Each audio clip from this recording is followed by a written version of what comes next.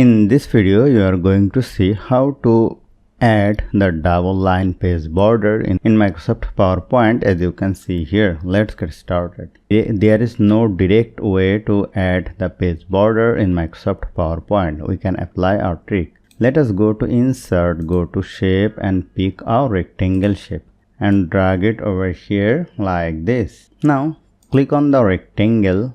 Go to Shape Format, go to Shape Fill, make it no fill. Go to Shape Outline and go to Wide. I can increase or decrease the border wide. Go to Shape Outline, even I can change the outline color. Now if you want to add it double border, go to Shape Outline, go to Dashes and click on More Lines. And from here you can go to the compound type and let us choose double. And you can change the width of the page border, then a double line border will be added.